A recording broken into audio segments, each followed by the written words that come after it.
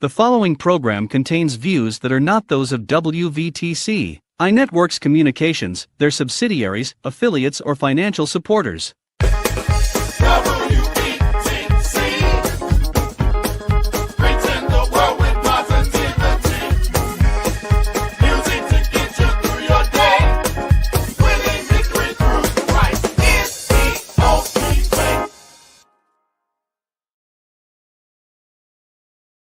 Go to your Apple or Google Play Store and download the WVTC Gospel Radio app today.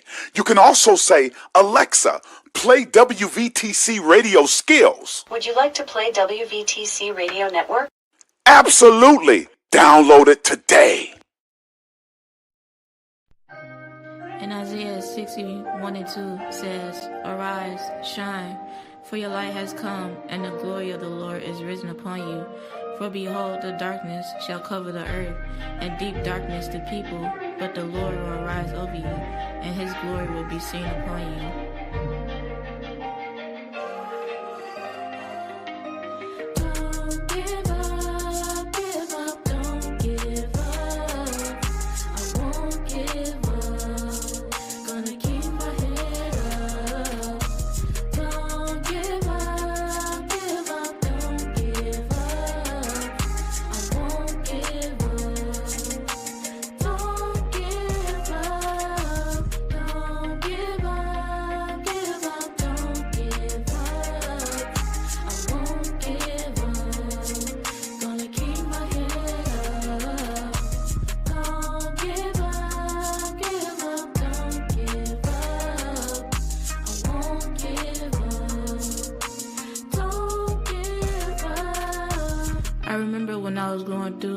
God shut up and help me power through it. So I tell my story through my musical gifts, praying and hoping my words will give you a spiritual lift. God gets all the glory. Don't give up, don't give up. I won't give up. Gonna keep my head up. Don't give up, don't give up. I won't give up.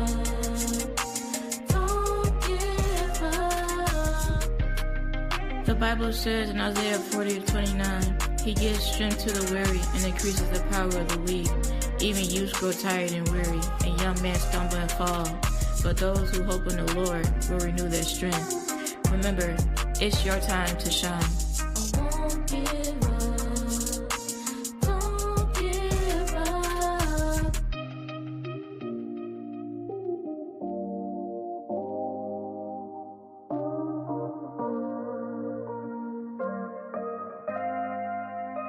Don't give up, don't give up. I won't give up. Gonna keep my head up. Don't give up, don't give up. I won't give up. Don't give up.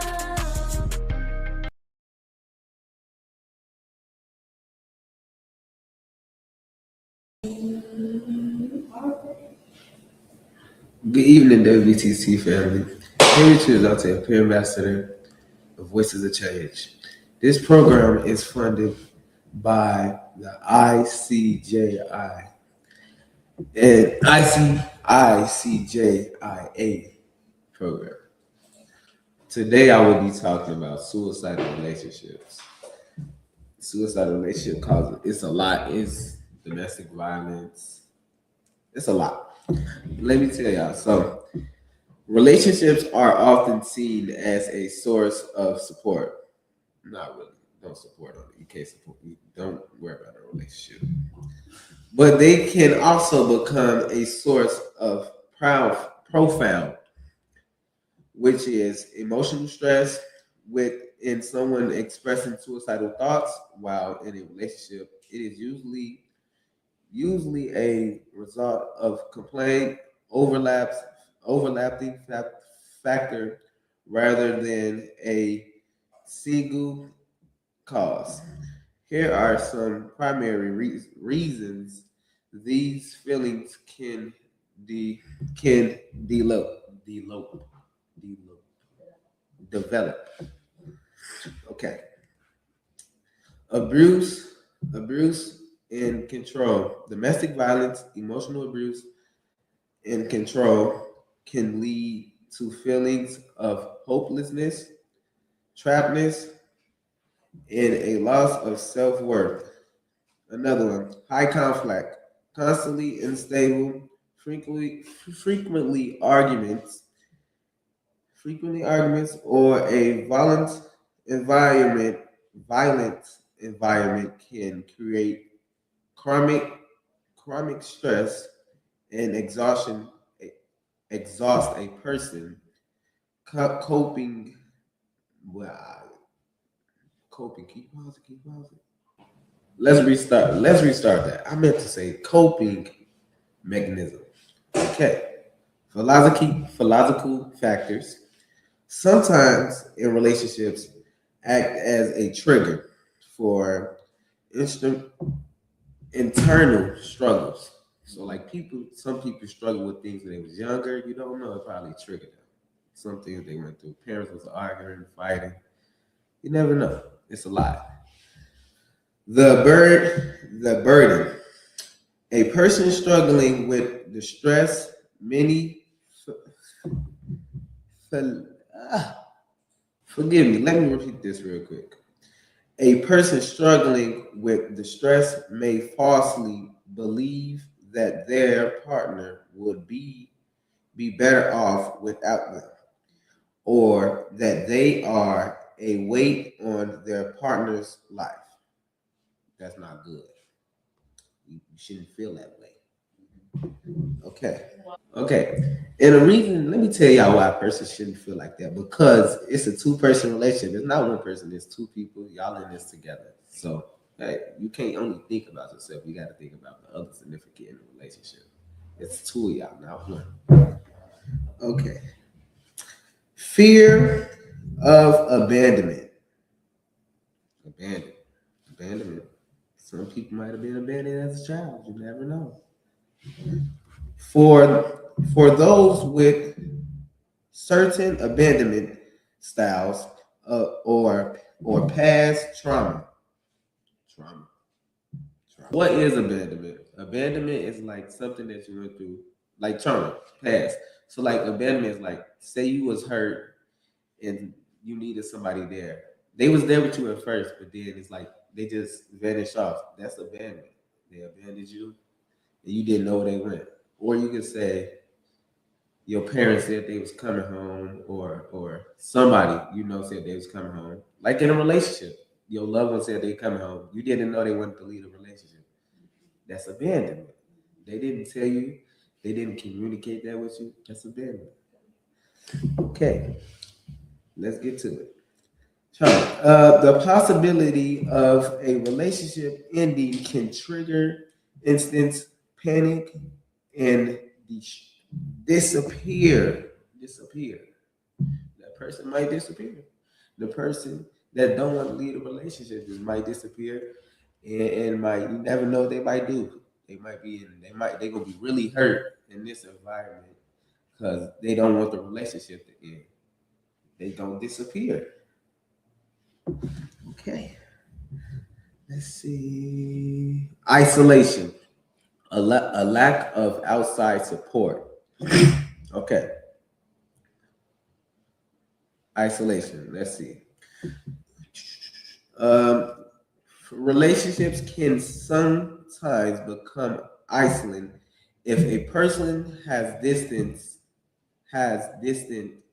themselves from family, friends to focus on their partner. No, you can't do that. That's where you mess up at. Don't just focus on your partner. Your family got to be in your life still, your friends. Because, I mean, you and that person, that's going to be your only friend, your only best friend. You need more friends than just your significant other. Let's get into it. They may feel they have no safety net if the relationship fails or becomes painful. That's why you don't let it get like that. You keep friends in your circle so you could communicate that with your friends, just so you could see how your friends feel about it and see what your friends got to say about it, or your mom or your dad, your cousin, your brother, your sister. You never know. People been through things in this world, not just you. Okay, painful. This isolation makes problems feel instant. Isolation is a problem that it doesn't make the problem better than what it is. It makes it worse. Because isolation is not gonna make nothing worse. I mean, make it better. I did not mean to say worse. It's gonna make it worse than what it is because you isolating yourself from everybody. You're not talking to nobody. They don't know what's going on with you. They haven't spoke to you. They haven't seen you. Yeah. Okay. Okay, I got another for y'all. Often in relationships,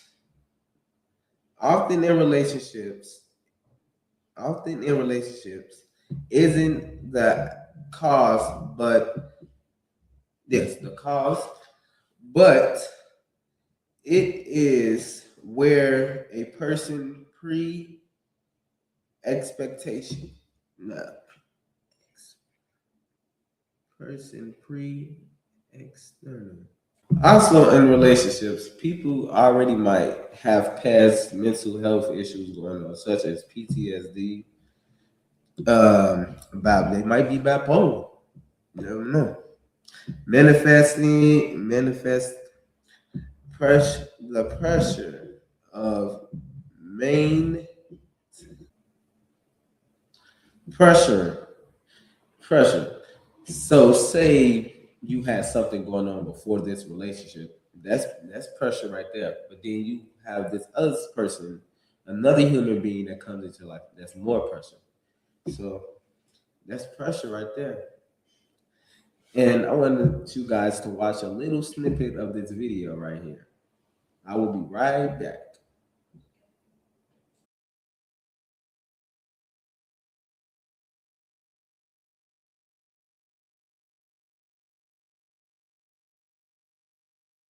Patterns we observe in people who are living with narcissistic abuse. It's my hope by just sort of gathering all of this in one place, you can watch this and say,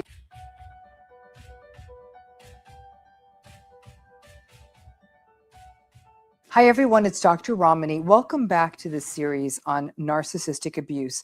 This series walks you through sort of the territory of the kinds of patterns we observe in people who are living with narcissistic abuse. It's my hope by just sort of gathering all of this in one place, you can watch this and say, yeah, I'm having some, maybe not all, not everyone experiences all of this, but this is really meant to sort of be a compendium of all the patterns we observe.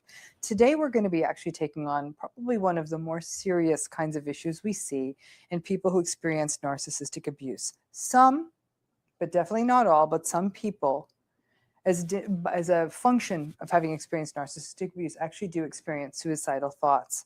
So I'm going to go ahead and start talking about what happens when a person experiencing narcissistic abuse has this experience of suicidal thoughts.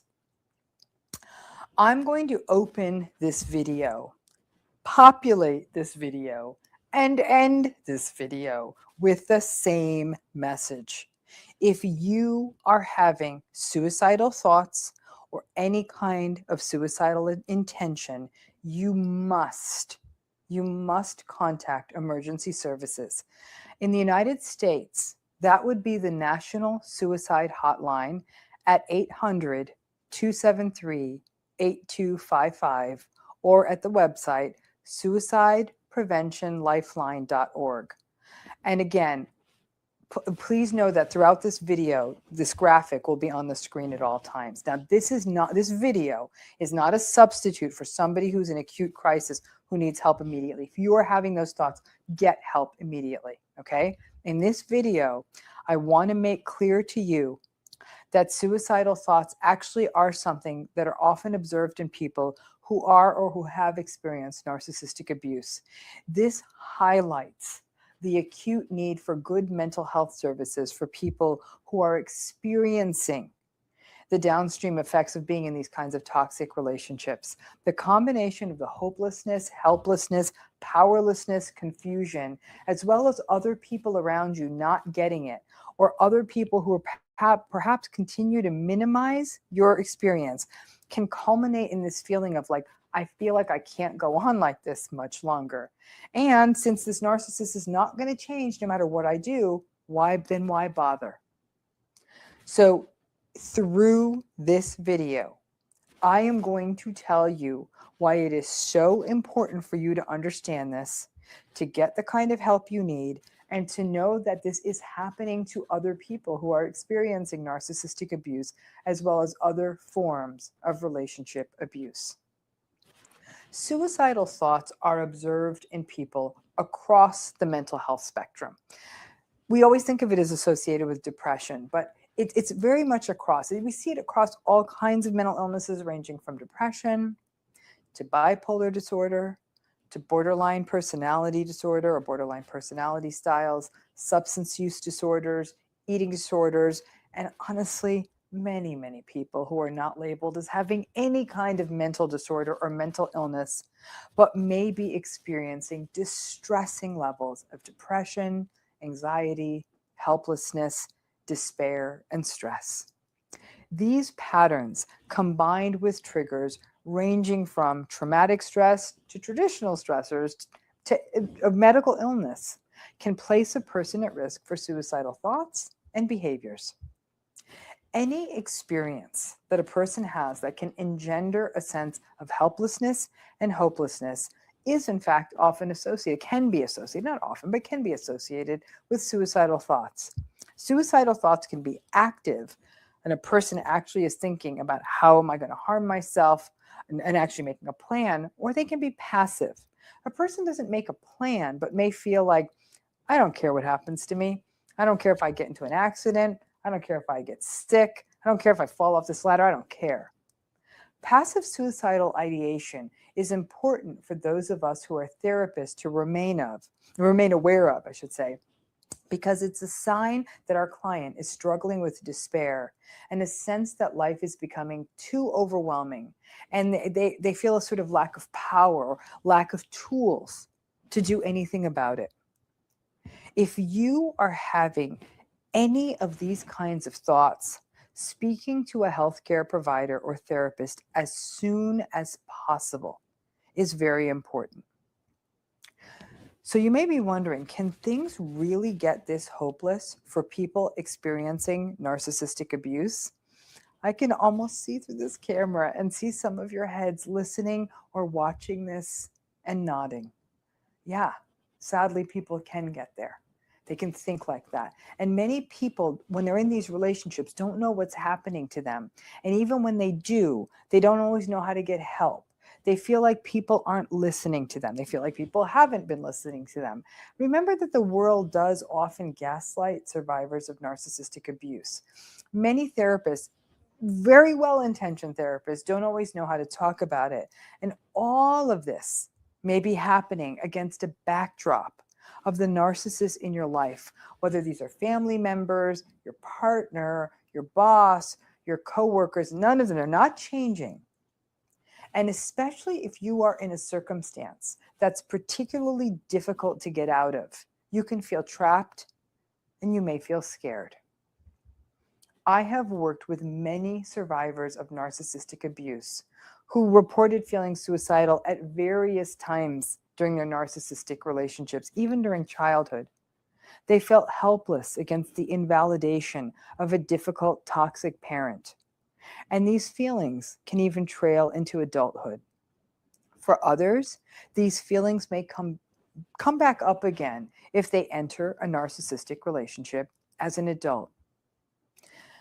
It gets interesting because if you are feeling suicidal, the immediate focus those of us who are therapists and mental health professionals and health professionals have are obviously on ensuring your safety. And however that happens, hospitalization or ensuring that you're in a safe place or that you have someone with you or that you have regular contact with a therapist, we are so focused on the crisis that what can get lost is the deeper conversation of the helplessness that's engendered by your narcissistic relationship or relationships. After you become safe again, once the crisis has hopefully passed, it becomes really important you dig deeper into that. This distress didn't come out of a vacuum, because I get it. I sit in rooms or sit in front of a computer these days with survivors of narcissistic abuse every day. I see the exhaustion, the despair, and the helplessness in their faces and in their voices. But I have a privileged position. I also hear the strength and the damned potential in them too. And I will be doubly damned if I let that potential and fighting spirit be taken from our world because of this epidemic of arrogance, entitlement, lack of empathy, and cruelty. We need you. Survivors of narcissistic abuse and all survivors are what make this world a better place.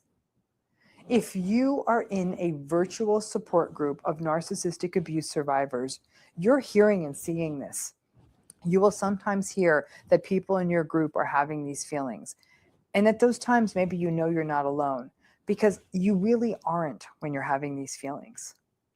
Suicidal feelings are more common in people experiencing narcissistic abuse than we probably think.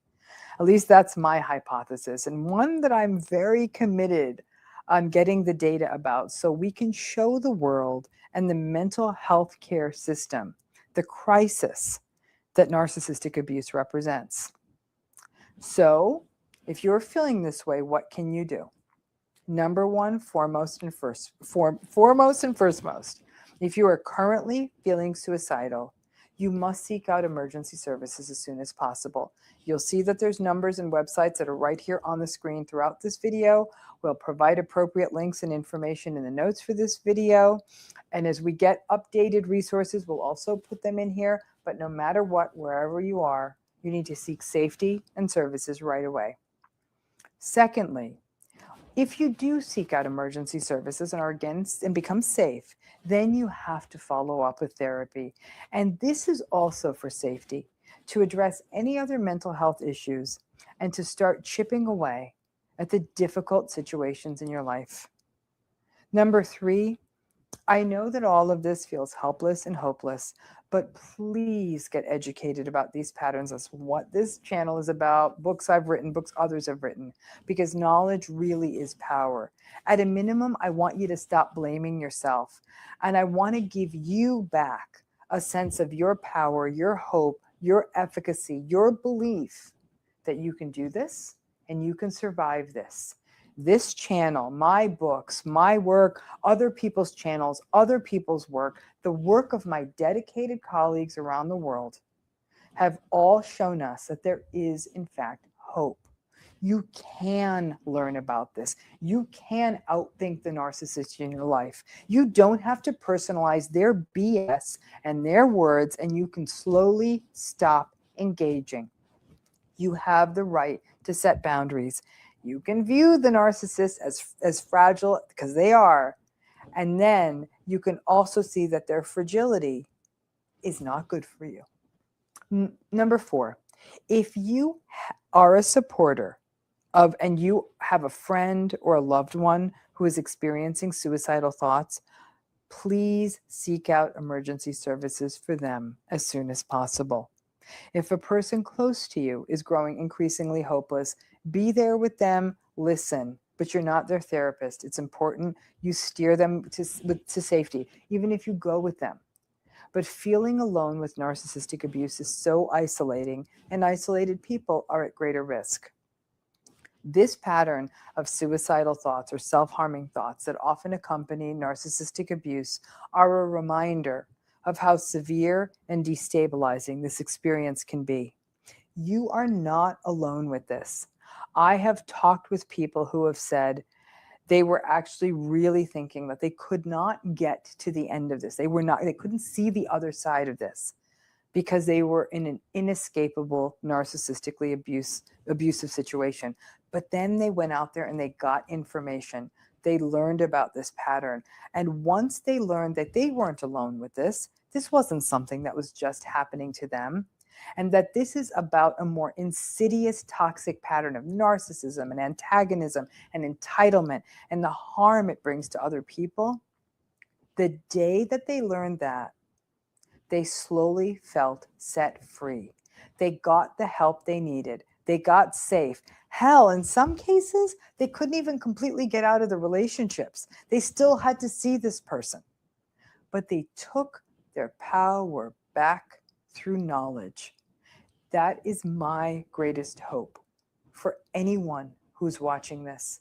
Please take that hope back and get the help you need to feel safe as you go through this.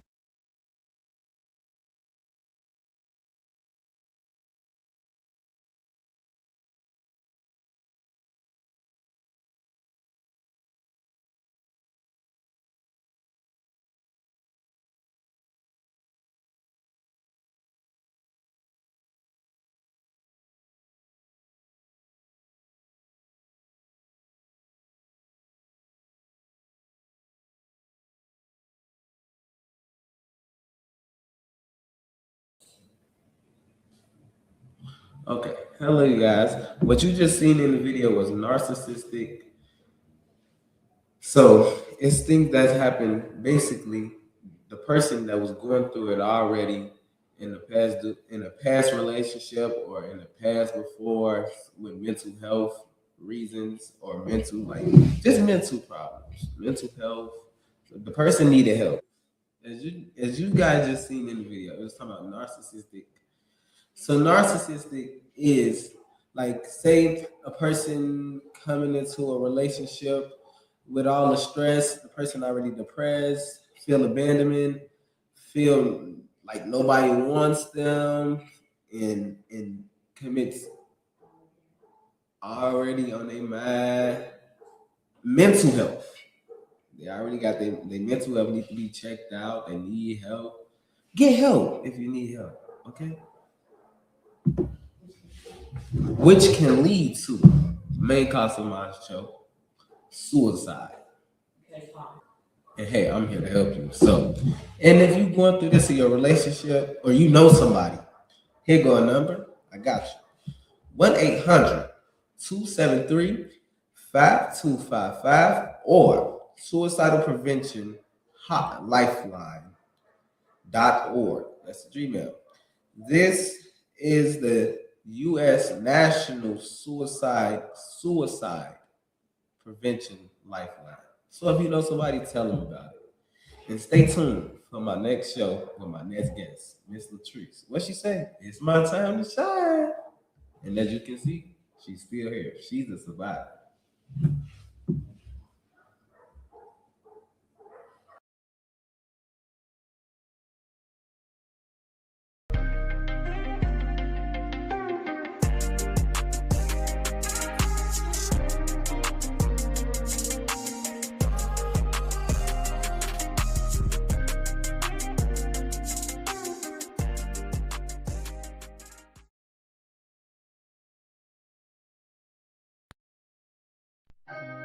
In Isaiah 61:2 says, "Arise, shine, for your light has come, and the glory of the Lord is risen upon you.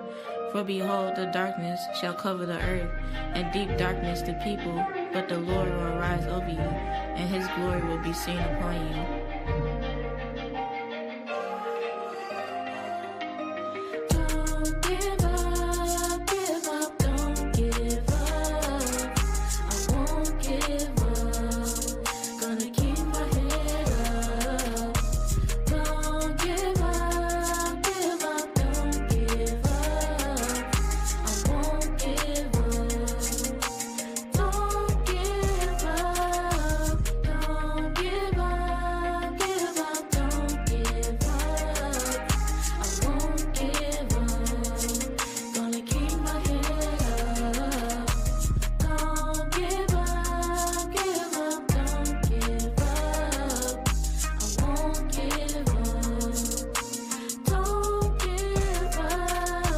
I remember when I was going through it, God showed up and helped me power through it.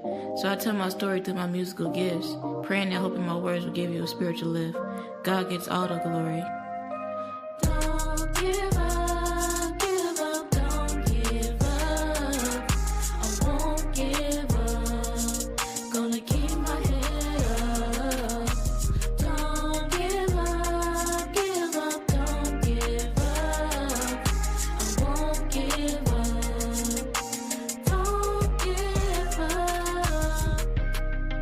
Bible says in Isaiah 40:29, He gives strength to the weary and increases the power of the weak.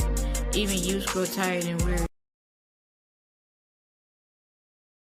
Views made on the preceding program are not those of WVTC Radio, iNetworks Communications, or their financial supporters.